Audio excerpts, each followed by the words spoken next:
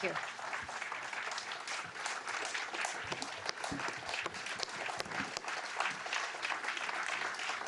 Thank you very much, Mr. President. I am deeply honored by the confidence that you have placed in me.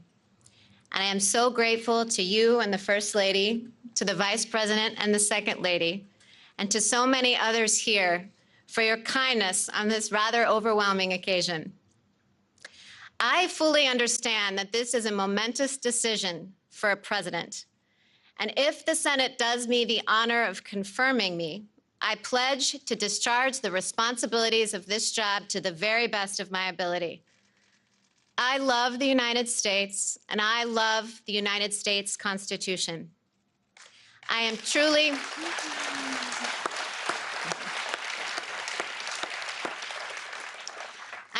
humbled by the prospect of serving on the Supreme Court. Should I be confirmed, I will be mindful of who came before me.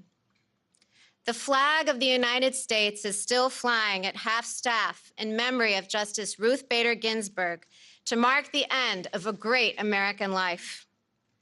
Justice Ginsburg began her career at a time when women were not welcome in the legal profession. But she not only broke glass ceilings, she smashed them. For that, she has won the admiration of women across the country and indeed all over the world. Yes.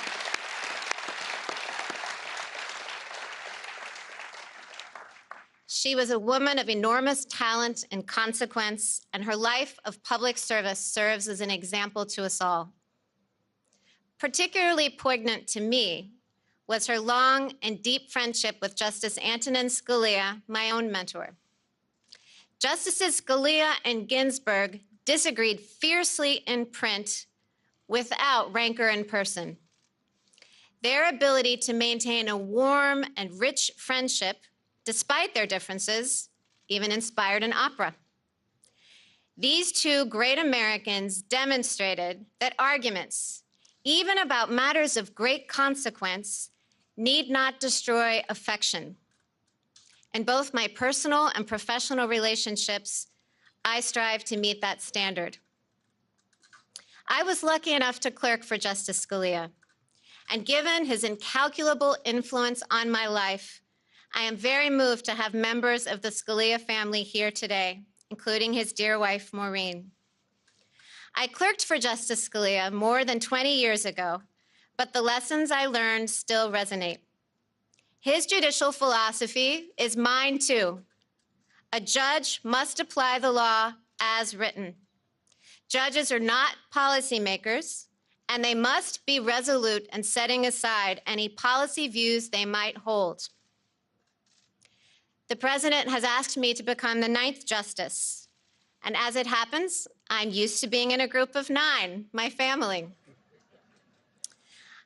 Our family includes me, my husband Jesse, Emma, Vivian, Tess, John Peter, Liam, Juliet, and Benjamin. Vivian and John Peter, as the President said, were born in Haiti, and they came to us 5 years apart when they were very young. And the most revealing fact about Benjamin, our youngest, is that his brothers and sisters unreservedly identify him as their favorite sibling.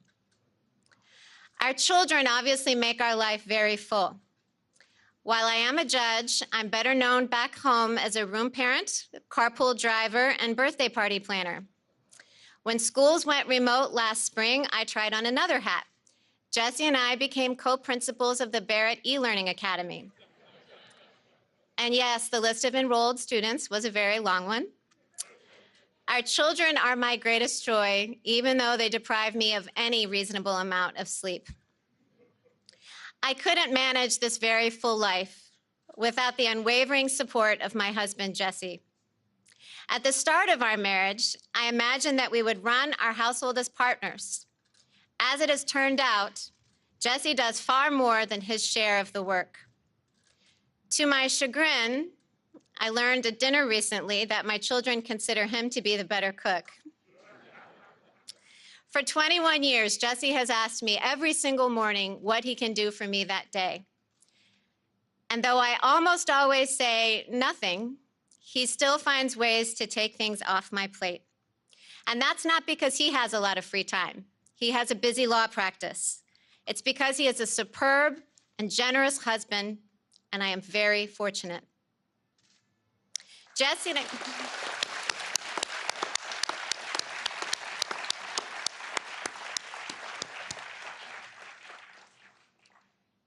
and I have a life full of relationships, not only with our children, but with siblings, friends, and fearless babysitters, one of whom is with us today. I am particularly grateful to my parents, Mike and Linda Coney. I have spent the bulk of my adulthood as a Midwesterner, but I grew up in their New Orleans home. And as my brother and sisters can also attest, Mom and Dad's generosity extends not only to us, but to more people than any of us could count. They are an inspiration. It is important at a moment like this to acknowledge family and friends. But this evening, I also want to acknowledge you, my fellow Americans. The President has nominated me to serve on the United States Supreme Court, and that institution belongs to all of us. If confirmed, I would not assume that role for the sake of those in my own circle, and certainly not for my own sake. I would assume this role to serve you.